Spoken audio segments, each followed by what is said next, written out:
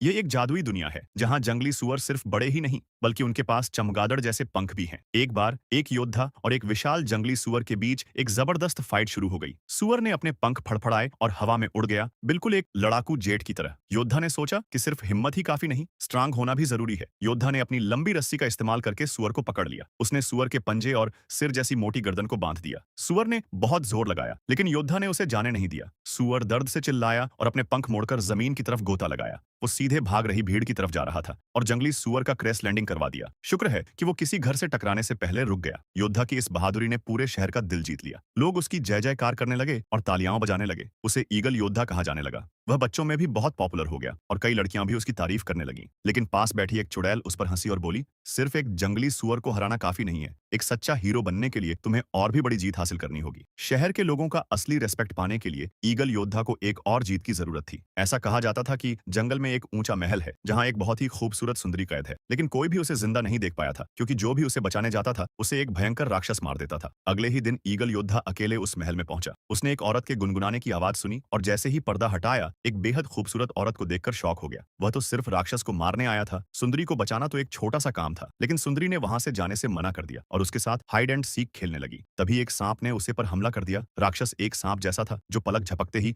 सुअर से भी ज्यादा डरावने जानवर में बदल गया। उसकी पूंछ सांप जैसी थी। राक्षस ने योद्धा को जमीन पर पटक दिया और उसकी शील्ड भी उड़ा दी। लेकिन योद्धा भी कम नहीं था। वह तुरंत उठा और अपने उल्कापिंड हथौड़े से अटैक किया। राक्षस ने अपनी पूंछ से वार करने की कोशिश की, लेकिन योद्धा ने उसे पकड़ लिया और फिर से मारा। अपनी ताकत से उसने राक्षस को दीवार से टकरा दिया। बिना सांस लिए उसने राक्षस की पूंछ को उसकी गर्दन के चारों ओर लपेट दिया और उसे अपने हाथ पैरों से जकड़ लिया। राक्षस दर्द से चीखने लगा। जब योद्धा ने देखा कि सांप का सिर अभी भी काटने की कोशिश कर रहा है, तो उसने उसे फाड़ने की कोशिश की। तभी सांप ने उस पर जहर फेंक दिया और इस पल राक्षस लंगड़ाते हुए भाग गया। लेकिन चील योद्धा की आंखों में राक्षस का जहर लग गया और उसकी नजर धुंधली हो गई। गुस्से में उसने अपने हथौड़े से एक पत्थर के खंभे पर वार किया और देखते ही देखते पूरा महल खंडहर बन गया। उसने लड़ाई तो जीत ली, लेकिन अंधा होकर वह एक उदास और पागल जैसा बन गया। उसके पास ताकत थी, लेकिन उसे इस्तेमाल करने की कोई जगह नहीं थी। सिर्फ उस चुड़ैल को उस पर तरस आया और उसने चुपके से उसकी बास्केट में खाना रख दिया। उसी रात शहर पर लुटेरों ने हमला कर दिया। क्योंकि ईगल योद्धा देख नहीं सकता था, दुश्मन ने उस पर घात लगाकर हमला किया और वह जमीन पर गिर पड़ा। अगले दिन उसे एक शिप पर गुलाम बनाकर ले जाया गया। शुक्र है पुजारी ने सभी के लिए कुछ फ्रूट्स लाने में कामयाब रहा। पुजारी ने धूल लगे चिराग को घिसा, जिसमें से एक पीली रेत की किरण निकली जो बढ़ती गई और एक विशाल पीले रेत के दानव में बदल गई। सब डरकर छिप गए, लेकिन एक लुटेरा बाहर कूद गया। दानव ने उसे देखा और वह फालतू में मारा गया। ईगल योद्धा देख नहीं सकता था, लेकिन उसने अपनी ताकत का इस्तेमाल करके दानव की कलाई पकड़ी और उसे जोर से पीटा। उसने लुटेरे का चाकू उठाया और उसका सिर काटना चाहता था, लेकिन जकड़ी हुई चेन कट गई। क्योंकि वह देख नहीं सकता था, वह मिस कर गया। पीछे से उसने उस पर हमला किया और वह जमीन पर गिर पड़ा। दानव लगभग पागल हो चुका था और केबिन में सभी को मारने वाला था। तभी एक शब्द से सब कुछ पलट गया। शायद वह जादुई चिराग था। उसे बस 3 बार रगड़ने की जरूरत थी और दानव 3 विश पूरी कर सकता था। लेकिन जैसे ही योद्धा ने चिराग को फिर से रगड़ने की कोशिश की, दूसरे लुटेरे ने उसकी गर्दन पर चाकू रख दिया। उनके पास चिराग लुटेरों को देने के अलावा कोई चारा नहीं था। इसके बाद वे लोग एक रहस्यमयी पूर्वी देश के किनारे पर पहुंचे। जब उन्हें उतारा गया तो उन्होंने देखा कि वे बंधे हुए थे और उन्हें एक गुलामों के रूप में बेचा जा रहा था। वहां की सड़कें, दुकानें, फेरी वाले और परफॉर्मर से भरी हुई थीं। वहां अलग अलग देशों के लोग इकट्ठा होते थे और अमीर लोगों के कपड़े बहुत अजीब थे। एक चुड़ैल जो 500 साल की थी, उसने खुद को बूढ़ा होने से इनकार कर दिया। जब एक अमीर व्यापारी ने उससे बूढ़ा कहा तो वह इतना गुस्साई कि उसे लात मार दी। व्यापारी गुस्से में अपनी तलवार निकालने वाला था, तभी एक रहस्यमयी आदमी ने उसे रोक दिया। उसी आदमी ने उन तीनों को एक साथ खरीद लिया था। वे उस आदमी के पीछे पीछे समुद्र किनारे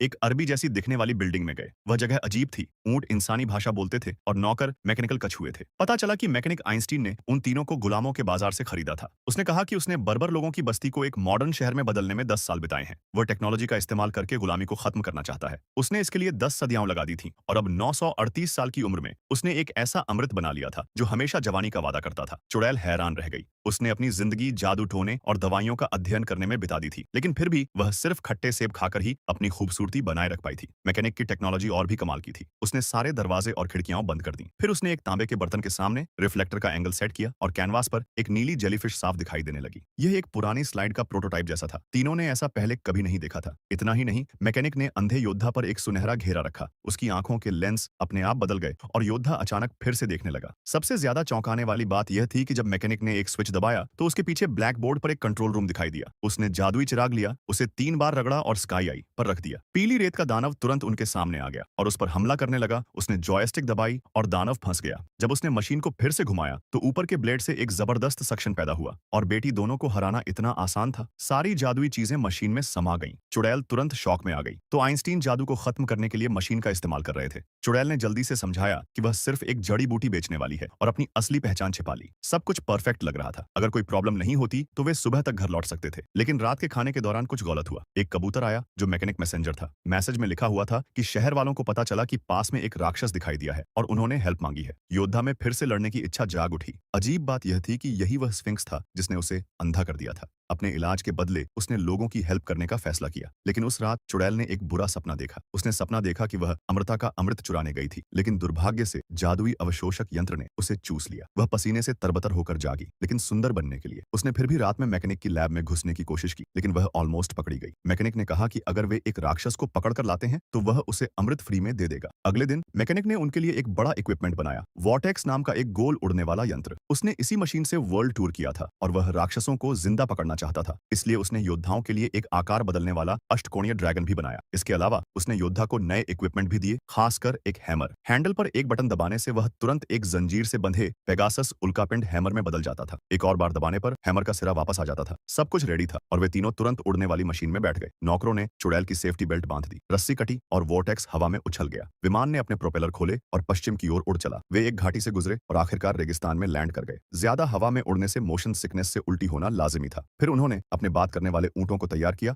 और राक्षस की स्मेल का पीछा किया। जल्द ही वे एक तहस नहस हुए कैंप में पहुंचे और पैरों के निशान साफ दिखाई दे रहे थे। आखिरकार उन्हें एक गुफा मिली जहां से दहाड़ने की आवाज आ रही थी। योद्धा ने अष्टकोणीय ड्रैगन को बाहर निकाला और चुड़ैल को इंस्ट्रक्शन दिया कि वह बस एक नॉब खींचे ताकि प्राणी ऑटोमेटिकली पकड़ जाए। फिर वह गुफा में घुस गया जहां उसे चारों तरफ भयंकर लड़ाई के बाद फेंके गए हथियार दिखे। अचानक एक दहाड़ गूंजी और अंधेरे में राक्षस ने उसे जमीन पर गिरा दिया। उसने हैमर से वार किया, लेकिन राक्षस गायब हो गया। राक्षस उस तक पहुंच गया। अहम मौके पर हैमर छेद से बाहर उड़ गया और योद्धा चेन्स के साथ उड़ गया। चुड़ैल ने तुरंत मैकेनिज्म को तोड़ दिया, लेकिन अष्टकोणीय अजगर नीचे गिर गया। राक्षस अपनी पूरी ताकत से योद्धा की तरफ झपटा। शुक्र है नौकर ने समझदारी से स्विच ऑन कर दिया और इस तरह राक्षस आखिरकार अष्टकोणीय पिंजरे में फंस गया। इस पल योद्धा को एहसास हुआ कि सिर्फ टीम वर्क ही जीत दिला सकता है। उसने पिंजरे को सीधा किया और वे लोग तुरंत अपनी वापसी यात्रा पर निकल पड़े। रेगिस्तान पार करते समय उन्हें मुसीबत का सामना करना पड़ा। सौभाग्य से योद्धा ने अपनी पूरी ताकत से संकट पर काबू पा लिया। लेकिन रात में उसने पिंजरे से एक महिला के गुनगुनाने की आवाज सुनी। क्या वह महल की सुंदरी हो सकती है? क्यूरियोसिटी के कारण उसने झांका और फिर दरवाजा खोलने का फैसला किया। उसने सभी की वार्निंग को नजरअंदाज किया और महिला को बाहर निकालने और फ्री करने की कोशिश की। तभी चुड़ैल ने उसे जल्दी से अंदर धकेला और दरवाजा बंद कर दिया। वह अमृता का अमृत पाने के लिए पूरी तरह से तैयार थी और उसे अमृत पाने के लिए राक्षस को मैकेनिक के पास वापस ले जाना था। तब योद्धा को पता चला कि उस सुंदरी को एक कर्स मिला हुआ था। जो भी उसे छूता वह एक खूंखार जानवर में बदल जाती थी। यही कारण था कि उसने इंसानों को छोड़ दिया था और खुद को जंगल के एक मजबूत फोर्ट में बंद कर लिया था। लेकिन लगातार उत्पीड़न की वजह से वह इरिटेट और बेकाबू हो गई थी। यह सुनकर योद्धा ने कहा, इसके कारण मुझे अपनी आंखों की रोशनी खोनी पड़ी। हालांकि उन्हें यह नहीं पता था कि यह सब मैकेनिक की एक साजिश थी। उसने एक चमकती पूंछ वाली कैट को पकड़ा था और अपने कंट्रोल रूम में इक्विपमेंट का यूज करके उसका जादू खत्म कर दिया था, जिससे वह नीले तरल में बदल गई थी। इस तरह लिक्विड की बोतलें उसके बेसमेंट में भरी पड़ी थी। जब चुड़ैल रेगिस्तान से वापस आई तो चुड़ैल ने अंदर आकर एक सीक्रेट देख लिया। एक कमल का फूल धीरे धीरे नीचे आया, उसके ब्लेड घूमने लगे और उसने उसके सारे जादू को तुरंत सोख लिया। धातु के गोले द्वारा आसवन और शोधन के बाद इंप्यूरिटीज बाहर निकल गईं, जो एक चमकदार नीले मिश्रण में बदल गईं और आखिरकार नीचे एक कलेक्टर में बह गईं। यह मैकेनिक की जादू निकालने की पूरी प्रोसेस थी। लेकिन उसके अगले कदम ने उसके बुरे कारनामों को उजागर कर दिया। उसने नीले मिश्रण को एक मैकेनिकल कछुए में डाला और वह लोहे की चीज तुरंत चलने लगी। तब उन्हें एहसास हुआ कि उसकी तथाकथित टेक्नोलॉजी पूरी तरह से एक शो ऑफ थी। लेकिन मैकेनिक ने उनको कहा कि अगर तुम किसी को कहोगे तो वह उसे मार देगा। यह सुनते ही वह मुड़ी और भागी, लेकिन मैकेनिक ने टेबल के नीचे अलार्म बजा दिया। इससे पहले कि कोई बाहर निकल पाता, लुटेरों का एक झुंड दरवाजे से अंदर आ गया। पता चला कि शहर पर अटैक करने वाले सभी मैकेनिक के आदमी थे। उसके ताली बजाने पर एक मैकेनिकल कछुआ बाहर निकला, ग्रुप को घेर लिया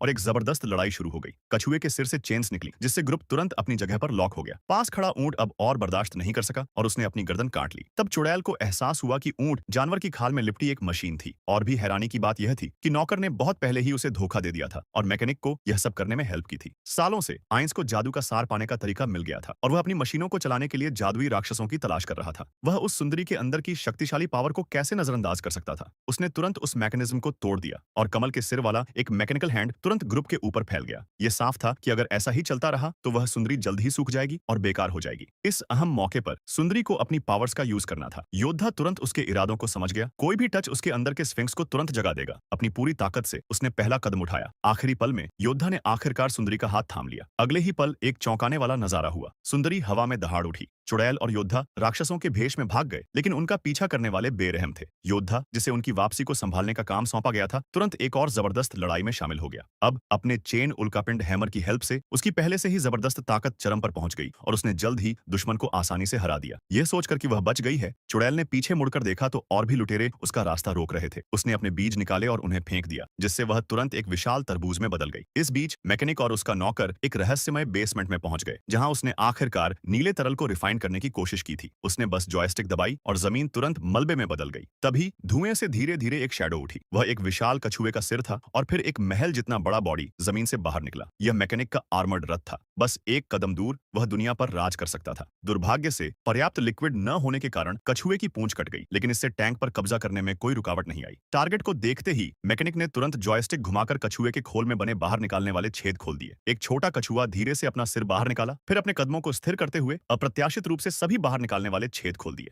सौभाग्य से पर्याप्त लिक्विड न होने के कारण छोटे कछुए की हर गोली नहीं फटी। इस समय योद्धाओं को एक रास्ता सूझा, इसलिए वे तेजी से सामने की पहाड़ी की ओर बढ़े, लेकिन मैकेनिक आगे निकल गया और तेजी से ऊंट पर सवार हो गया। ऊंट वाली चुड़ैल को तोप का गोला लगा। जब वह जागी तो उसने देखा कि कछुआ अपनी जीभ पर कमल का फूल लिए हुए है। ऊंट चूसकर सूखने ही वाला था कि उसने जल्दी से आखिरी दाना निकाला, एक मंत्र पढ़ा और उसे बाहर फेंक दिया। अप्रत्याशित रूप से बड़े तरबूज ने कमल के फूल को रोक लिया। हालांकि उसका जबरदस्त परफॉर्मेंस ज्यादा देर तक नहीं चला। कमल का सिर तरबूज से बचकर सीधे चुड़ैल पर झपट पड़ा। अप्रत्याशित रूप से चुड़ैल अपने 500 सालों के स्किल से कछुए के नीले रंग के कांडे को जल्दी से भरने में कामयाब रही। सौभाग्य से नौकर में अभी भी थोड़ी समझदारी थी और उसने उस अहम मौके पर जॉयस्टिक हटा दी। मैकेनिक ने गुस्से में आकर दरवाजा खोला और हवा बाहर निकाल दी। योद्धा ठीक समय पर पहुंचा और हैमर की चेन का इस्तेमाल करके कछुए के खोल पर चढ़ गया। हालांकि अटैक से बचने की कोशिश में वह गिर गया और उसकी एक आंख चली गई। जादू से कमजोर हुई चुड़ैल ने अपना रियल रूप दिखाया। आखिर में चुड़ैल और नौकर के गाइडेंस से अदृश्य योद्धा ने चेन का इस्तेमाल करके जमीन पर छलांग लगाई। उसने कछुए को जोरदार ताकत से पलटने की कोशिश की, लेकिन वह उस जादुई जानवर को मुश्किल से हिला पाया। अगर कुछ और नहीं होता तो तीनों मर जाते।